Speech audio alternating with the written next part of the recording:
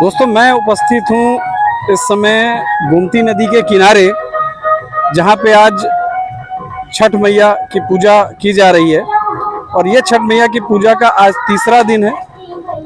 और इस पे विशेष रूप से ये झारखंड, बिहार, पूर्वी उत्तर प्रदेश के क्षेत्रों में, कुछ क्षेत्रों में विशेष रूप से मनाया जाने वाला प्रमुख त्यौहार है, जहाँ पे आज गंगा या किसी अन्य पवित्र नदी में स्नान करके इस पूजा का अंतिम पड़ाव तैयारी की जाती है, जो कि कल सुबह खत्म होगी। इस छठ घाट पर, यानी लखनऊ के सबसे बड़े छठ घाट पर मिथिला मंच लखनऊ द्वारा यह छठ पूजा का आयोजन कराया जा रहा है। छठ मैया के आशीर्वाद और हर लोगों के सहयोग से यहाँ पे आज छठ पूजा का जो तीसरा दिन है, जिसमें सूर्य की उपासना और माँ जो छठ मैया की पूजा है उसका अंतिम पड़ाव संध्या पूजा का कहा जाता है, उस पूजा को आज संपन्न किया जा रहा है। लोगों के द्वारा बड़ा ही उत्साह देखने को मिल रहा है। और आप देख रहे होंगे कि लोग किस तरह से पूजा में अर्घ दे रहे हैं, आरती कर रहे हैं, अपने अपने जो भी कार्यक्रम हैं उनको संपन्न कर रहे हैं। और आप इस प्रथा को बहुत ही एक जो पूर्वांचल की है, जो कि विशेष रूप से बिहार, झारखंड, पूर्वी उत्तर प्रदेश का एक क्षेत्र, जहाँ पे क्षेत्रीय पूजा का उसको कहा जाए, जो छठ की पूजा है वो आज किसी परिचय की मोहताज नहीं है। पूर्वी उसमें ज़्यादा इसका प्रचलन है। और कल सुबह सूर्य की उपासना के साथ, अर्घ के साथ इस पूजा का समापन माना जाएगा और ये पूजा संपन्न मानी जाएगी। इस समय संध्या आरती का जो ये कार्यक्रम है वो आप देख रहे हैं।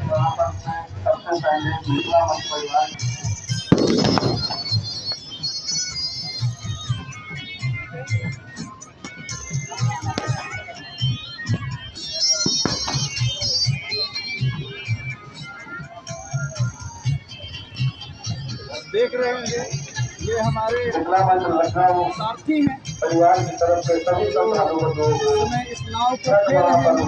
और हमें इस पूरी पूजा का जो महत्व है वो आप तक पहुंचाने के लिए, इस पूरी पूजा को आप तक पहुंचाने के लिए सभी श्रद्धालुओं का हार्दिक स्वागत एवं अभिनंदन।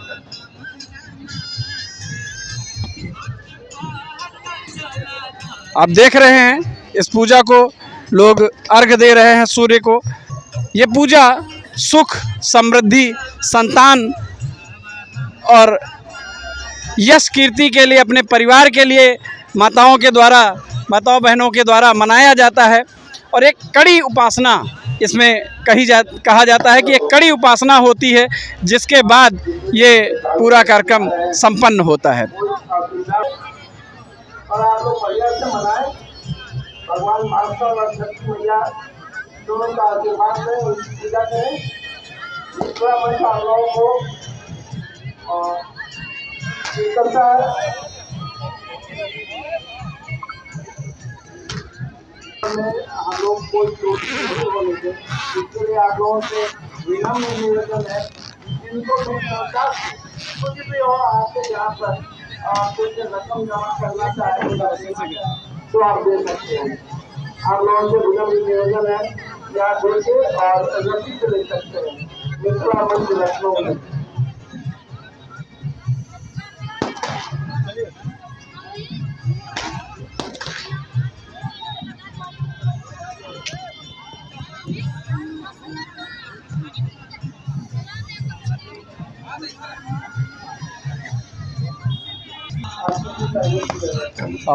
जो छठ पूजा का आज तीसरा दिन देख रहे हैं आप लोगों को यहाँ पूजा उपासना करते संध्या आरती का देख रहे हैं।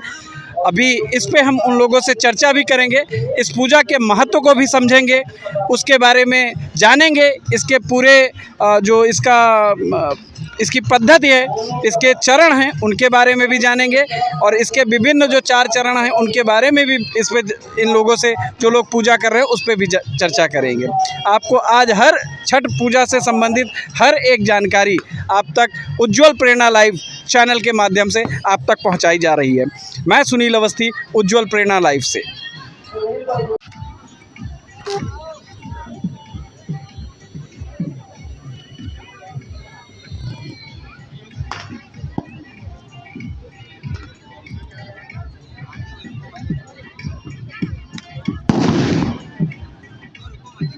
पटाखा चलाना है, कृपया रात से दूरी दूर से जलावे। भीड़ भाड़ में पटाखा न जलाएं।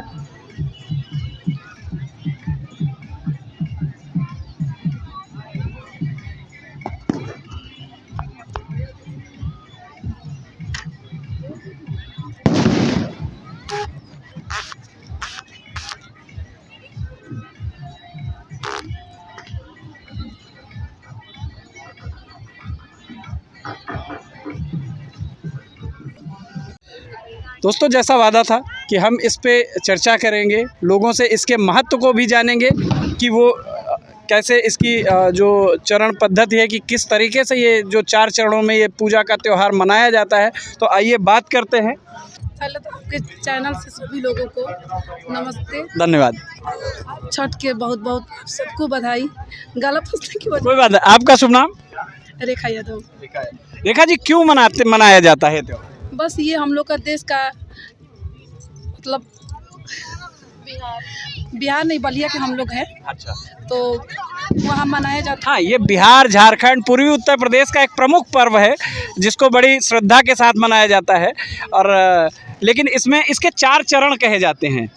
जो पहला चरण है वो नहाए खाए, कुछ ऐसा है। है। कल से ही था, कल से परसों खरना था। परसों खरना। जी जी जी, तो खरना क्या होता है, क्यों उसमें होकर क्या किया जाता है, क्या पद्धति है उसकी? वहीं खीर पूड़ी बनता है। खीर पूड़ी, जी। गुड़ की खीर बनने का महत्व है। तो गुड़ की खीर ही क्यों बनती है? खीर तो अमूमन चीनी की पसंद की जाती है। नहीं नहीं, गुड़ को ही माना जाता है। अच्छा, आज संध्या आरती है। संध्या आरती के साथ इसकी विदाई कल सुबह 4 बजे, कितने बजे इसकी विदाई मानी जाएगी? कल सुबह 6 बजे ना, सूर्य निकलने के साथ ही। बहुत बहुत धन्यवाद आपका कि आपने समय दिया। मेरे साथ कुछ बुजुर्ग वर्ग भी यहाँ पर हैं जिनसे हम जानेंगे इस पूजा के महत्व को। अभी तक हमने देखा कि जो लोग पूजा कर रहे थे उन कुछ बुजुर्ग भी बैठे हुए हैं और उनसे भी हम इस पर चर्चा करेंगे। बाबू जी प्रणाम, मेरा नाम सुनील है, मैं उज्ज्वल प्रेरणा लाइव चैनल से हूँ और आपसे इस पूजा के महत्व को, तो पहले आपका नाम जानना चाहूँगा। पंडित सूबेदार पांडे, सुबेदार, कहाँ के रहने वाले हैं दादा? गाजीपुर, उत्तर प्रदेश। दादा, इस जो ये छठ पर्व है, छठ पर्व तो काफ़ी महत्व रखता है विशेष रूप से बिहार, झारखंड, पूर्वांचल के क्षेत्र में। और जहाँ जहाँ आप लोगों के कहते हैं कड़ी जुड़ती जा रही, वहाँ पे अब बड़े हर्षोल्लास के साथ मनाया जाता है। तो इसके महत्व पे कुछ महत्व जो है उस पर आप प्रकाश डालेंगे? छठ पूजा बहुत महत्वपूर्ण पूजा है और ये सतयुग, त्रेता, द्वापर, कलयुग में होता आया है, होता रहा, हमेशा होता रहा। छठ पूजा का मतलब छठ माई कहते, छठ माई नहीं है। वास्तविक पूजा है भगवान सूर्य की है जी। भगवान सूर्य की है। भगवान सूर्य को अस्तांचल और उदयांचल, उगते सूर्य को और अस्त होते सूर्य को अर्घ दिया जाता है। इसलिए कि हमारा जीवन जो है उदयमान और अस्तमान है, दोनों को याद रखना चाहिए। आदमी को परिस्थिति बस ये कभी भी समझना नहीं चाहिए हम इंसान हुए हैं तो इंसान का क्या कर्तव्य है, क्या हम किस वेश में हैं। देखिए 84 लाख जोनी में 4 लाख जोनी मानव जोनी होती है। 84 लाख जोनी जो बताया गया है ना, उसमें 4 लाख मानव जोनी है। लेकिन मानव जोनी में एक पुरुष जोनी है, जो मनुष्य जोनी है, स्त्री या पुरुष, यही जो है जो थोड़ा सा विवेकवान है जी। बाकी सब लोग भोजन करना, मलमूत्र त्याग करना, बच्चे पैदा करना, सारा जोनी करती है, 84 लाख जोनी करती है। लेकिन क्या अच्छा है, क्या बुरा है, क्या करना चाहिए, क्या नहीं करना चाहिए। हम पैदा हुए हैं तो हमको मरना भी है जी। सूर्य उदय हुआ तो सूर्य को डूबना भी है। आज अंधेरा है तो कल प्रकाश होना है, कल प्रकाश है तो शाम का अंधेरा होना है। तो इस पर आदमी को ध्यान रखना चाहिए अपने आप को, इसके अनुसार अपने समय में और अपनी परिस्थिति के अनुसार अपने समय का, अपने देश का, अपने काल का, अपने धर्म का, अपने राज्य का विस्तार करना चाहिए। कहते हैं कि ये जो छठ पर्व है ये बड़ा कठिन है, माना जाता है कि इसको रखना हर किसी के बस में नहीं। इस बात नहीं है, लेकिन चाहे तो कोई काम कठिन नहीं है जी। तो इस पूरे जो जी नहीं, मैं आपसे बहुत सारी चर्चाएं करूंगा इस पे, इसके पूजा के महत्व को और इसका जो एक पद्धति है कि कैसे ये पूजा किन किन चरणों में किया जाए उस पर भी थोड़ा सा। ये 4 चरण में पूरा होता है। पहला दिन आपको करके जो कल किया होगा तो उसको नहा खा कर बोलते हैं। नहा खा के मतलब एक समय भोजन करना है। सुबह भगवान सूर्य को अर्घ देना है, पूजा करना है, या शाम को एक समय भोजन करना है। इसमें विशेष करके लौकी का दाल को बनाते हैं, लौकी भात खाते हैं और उसका महत्व होता है। फिर भी 24 घंटा व्रत, पहला 24 घंटा व्रत लौकी भात, दूसरा 24 घंटा व्रत। कल शाम को खाए होंगे लोग खीर पूरी, खीर और रोटी एक टाइम। अच्छा, एक टाइम, हाँ शाम के टाइम, समझे कि नहीं। फिर इसके बाद में 36 घंटा का निराजल उपवास, 36 घंटे का। 36 घंटे, इसीलिए शायद इसको बड़ा कठिन कहा जाता है कि लगातार 36 घंटे निराजल। हाँ नहीं जा कठिन है, लेकिन जो चाहता है वो कर लेता है। बुढ़ा भी कर लेता है, लड़का भी कर लेता है, जवान भी कर लेता है। तो क्या इसे केवल महिलाएं रखती हैं या पुरुष भी रख सकते हैं? मेरा बालक 5 साल किया हुआ है। अच्छा, ये मेरा पुत्र है डॉक्टर निरंकार पांडे। कौन है? 5 साल किया हुआ। इनसे भी चर्चा करेंगे, डॉक्टर निरंकार जी से भी। प्लीज आप आएंगे थोड़ा सा। नहीं तो कोई असंभव नहीं है जी, कठिन तो है। साथियों, अभी तक मेरा मत था, जो अभी तक मैंने समझा कि शायद इसको महिलाएं ही रखती हैं इस व्रत का, लेकिन मुझे पंडित जी से पता चला कि इस व्रत को पुरुष भी रखते हैं। तो मेरे साथ है डॉक्टर एन पांडे जी, जो पिछले 5 वर्षों से इस व्रत को रख रहे हैं। तो इनसे भी जानेंगे इस पूरी जो इसके चरण है उन पे, और कहते हैं कि बड़ा कठिन व्रत कहा जाता है। तो उसके जो उसकी रूपरेखा है, जो उसकी पद्धति है, उस पे इनसे चर्चा करेंगे। नमस्कार डॉक्टर साहब। हाँ बताइए। आप जैसा मुझे पता चला कि आप स्वयं इस व्रत को पिछले 5 वर्षों से रह रहे हैं। जी, जय छठी मैया। मैं पिछले 5 वर्षों, अभी 2-3 सालों से तो नहीं रह पा रहा हूँ किसी कारणवश, लेकिन पहले मैं रहता था और इससे काफ़ी लाभ मिला है। शारीरिक तौर से भी, मानसिक और आर्थिक तौर से भी लाभ मिला हुआ है। और जो पद्धति है इसका है उसको बाबूजी ज़्यादा अच्छे से बताएंगे। नहीं, पद्धति हम तो बहुत सारे लोगों से, आपसे बाबूजी से तो चर्चा करेंगे ही, लेकिन चूंकि उन्होंने कहा कि आप स्वयं रहे और 36 घंटे निर्जला व्रत, तो पानी एक ऐसी चीज़ है जिसको अगर घंटे 2 घंटे नहीं मिला तो आदमी परेशान हो जाता है। 36 घंटे आप अगर, महिलाएं तो कहते हैं कि वो उनको ईश्वर का वरदान है, सहन शक्ति स्वरूपा है, तो वो तो वरदान। लेकिन पुरुष जिसको कहा जाता है, तो ये मेरे लिए एक बड़ा आश्चर्य उसमें रहा। मैं पहले ऐसे व्यक्ति हैं जिनके बारे में जाना कि वो रहते हैं। तो 36 घंटे आप रह सकते। देखिए, एक देवीय शक्ति कोई ना कोई काम करती है। जैसे आपने बोला कि जो भारत भूमि है ये देवियों की भूमि है। हमारी भी पत्नी एक देवी है, उनके सानिध्य में मैं व्रत रह रहा हूँ। पता नहीं चलता है 36 घंटे कब गुजर जाते हैं, कुछ मतलब पता नहीं चलता है, आराम से रह लेते हैं, कोई दिक्कत नहीं है। तो ये थे डॉक्टर एन पांडे, जिनसे हमने इस पे चर्चा की। अभी हम और लोगों से भी मिलेंगे, और लोगों को भी आपसे इस पूरे व्रत के पर्व के बारे में चर्चा करेंगे, रूबरू कराएंगे। आगे बढ़ते हैं। आप देख रहे हैं कि प्रशासन अपनी पूरी मुस्तैदी के साथ यहाँ पे मौजूद है। किसी भी प्रकार की अप्रिय घटना से निपटने के लिए पुलिस के जो अधिकारी हैं वो यहाँ पे उपलब्ध हैं।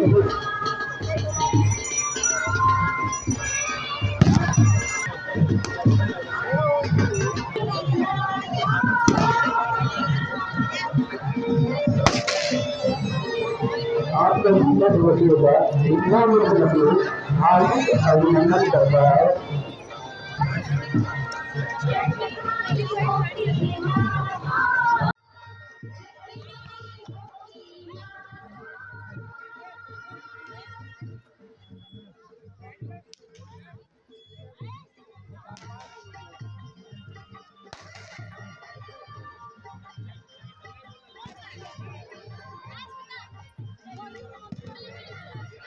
आप सभी छठ होगा और यहाँ आए वालों का मिथिला मंच लखनऊ घाट पर आए, इसलिए हम मिथिला मंच लखनऊ परिवार के तरफ मैं इस समय मौजूद हूँ मिथिला मंच लखनऊ द्वारा आयोजित इस कार्यक्रम में, जो कि उनके द्वारा 7वां ये पर्व मनाया जा रहा है, ऑर्गेनाइज़ किया जा रहा है। तो मैं यहाँ पे मौजूद हैं मिथिला मंच के महामंत्री निमेश ठाकुर जी, उनसे चर्चा करेंगे इस कार्यक्रम के बारे में। नमस्कार निमेश जी, थोड़ा सा अपने बारे में और अपने इस मंच के बारे में हमें परिचय दीजिए। मैं निमेश ठाकुर मिथिला मंच लखनऊ परिवार के तरफ से उज्जवल प्रेरणा, सबसे पहले मैं आपका इस घाट पे छठ घाट पे हार्दिक स्वागत और अभिनंदन करता हूं, और पूरे मिथिला मंच लखनऊ परिवार के तरफ से घाट पर आए हुए सभी श्रद्धालुओं का हार्दिक स्वागत एवं अभिनंदन है। आप इस पूजा के विषय में जानना चाहेंगे तो लोक आस्था का छठ महापर्व कहा जाता है इसको, और लखनऊ के इस मिथिला घाट पे जो हम लोगों ने शुरुआत करी थी, तो हम लोगों ने सिर्फ 2 परिवार से शुरुआत की थी, और आज 7वां वर्ष है और हज़ारों परिवार हम लोग यहाँ पे इकट्ठा होते हैं। और मिथिला मंच लखनऊ परिवार, इसमें पूरे महीनों भर की मेहनत है। यहाँ पे साफ़ सफाई स्वच्छता जो भी आप देख रहे हैं, प्रशासन का भरपूर सहयोग है, LDA, नगर निगम, सिंचाई विभाग, जो भी लोग जिनका भी सहयोग हमें प्राप्त हुआ है, हम सबका धन्यवाद करते हैं। आप छठ के बारे में और कुछ जानना चाहेंगे तो आप जी, छठ के बारे में लोगों के देखिए, विशेष रूप से ये बिहार, झारखंड या पूर्वी उत्तर प्रदेश का एक प्रमुख पर्व है, लेकिन आजकल जहाँ पे भी इन जगहों के लोग, इन राज्यों के लोग पहुँच रहे हैं, वो अपना इसके बारे में वहाँ मनाते हैं। तो बहुत सारे लोगों में कौतूहल का एक आज भी वो है, और इसकी महत्ता दिन पर दिन बढ़ रही है। ठीक है, तो मुझे इसकी थोड़ा सा जो इसकी छठ की जो पूरी रूपरेखा है, जो पद्धति है, उसके पूजा का जो एक तरीका है, उसके बारे में थोड़ा सा बताइए। देखिए, इस पर्व के इतना ज़्यादा जो बढ़ने के विषय में यही कहना चाहूँगा कि लोगों की मान्यता इतनी ज़्यादा पूरी हो रही है, जिस वजह से लोग इस पर्व को ज़्यादा से ज़्यादा संख्या में मना रहे हैं। ठीक, दीपावली के 6वें दिन छठ पूजा का आयोजन हम लोगों के द्वारा होता है। 2 दिनों पहले सबसे पहले नहाय खाए एक होता है। नहाय खाए में जो भी छठ पूजा करते हैं या करती हैं, नहा के उस दिन भोजन ग्रहण करती हैं। इसमें जो भी भोजन होता है उनका एकदम शुद्ध होता है, और शुद्धता इतनी रखनी होती है कि घर में भी लोगों को चलना फिरना, हाथ धोना, अलग कुछ भी करना, बहुत ज़्यादा शुद्धता से हम लोग करते हैं। उसके बाद अगले दिन एक खरना होता है हमारा, जो कि कल हुआ है। खरना का मतलब होता है खर का मतलब होता है एक तिनका। तो खर और ना मतलब एक तिनका भी ग्रहण नहीं करना है जो भी पुजारी हैं। और शाम में हम लोग रोटी, खीर और केला भगवान के आगे चढ़ा के उसको लोग ग्रहण करते हैं। उसके बाद आज जो हमारा तीसरा दिन है, इसमें हम लोग घाट पर आते हैं। इसमें बहुत सारे फल हैं जो जर वाले हैं, जैसे हल्दी हो गया, मूली हो गया, सुथनी भी कहते हैं, और फल और मिठाई। और इसमें भी मान्यता है, कोई एक सूप में दिखेंगे आपको, कोई 2 सूप होगा, किसी को जितनी भी जिनकी मान्यता है उसके अकॉर्डिंग सब लोग यहाँ पे हाथ उठा के, हाँ जी, अपने अपनी श्रद्धा के हिसाब से करते हैं। आपने दूसरे दिन बताया कि लोग खीर बनाते हैं, लेकिन विशेष रूप से गुड़ की खीर बनाई जाती है। बिल्कुल सर। महत्व अब इसके विषय में ये है कि आप ये देख सकते हैं, गुड़ को शुद्धता का प्रतीक माना जाता है। चीनी और गुड़ में ये है कि जब मैंने पहले ही कहा कि ये पर्व जो है इसको हम लोग बहुत शुद्धता से मनाते हैं, इस वजह से चीनी के जगह उसमें गुड़ का उपयोग किया जाता है। अच्छा, एक सवाल और आ रहा है जी, कि जैसे अभी हम तीसरे दिन पे संध्या आरती, संध्या अर्घ दे रहे हैं, और एक सुबह 4 बजे करीब जब सूर्योदय होता है, उस समय एक हम वो करते हैं, तो उस समय जो है इन दोनों में क्या फ़र्क है? इन दोनों में भी एक चीज़ है सर, आप अस्त जो होता है ना, सूर्यास्त में उगते हुए सूरज को हर कोई प्रणाम करता है, लेकिन ढलते हुए सूरज को हम सभी छठ के श्रद्धालु ही प्रणाम करते हैं। तो ढलते हुए हम लोग दीनानाथ कहते हैं, ठीक है। तो ढलते हुए सूर्य और उगते हुए सूर्य दोनों की पूजा की जाती है। इसका एक वैज्ञानिक महत्व भी माना गया है जी। कल मैं जानना चाहूँगा, जो इसका सूर्योदय का कार्यक्रम है वो कितने बजे से मनाया जाए? सर, ये प्रातः 3 बजे से लोग आना यहाँ पे प्रारंभ कर देंगे। 3 बजे से, और कितने बजे तक लगभग यहाँ पे सूर्योदय के बाद लगभग 6 साढ़े 6 तक यहाँ समाप्ति हो जाएगी। 6:30 7 मान सकते हैं सर, 7 बजे तक। बहुत बहुत धन्यवाद निमेश जी। जो भी हमारे दर्शक इस कार्यक्रम को देख रहे हैं, उनको सभी को निमेश भाई और पूरे मिथिला मंच की तरफ से भी हम अपनी शुभकामनाएं, आपकी शुभकामनाएं प्रेषित करते हैं कि ये जो मंच है ये दिन पर दिन यूं ही बढ़ता रहे, लोगों के बीच में खुशहाली लाता रहे। इन्हीं शुभकामनाओं के साथ धन्यवाद।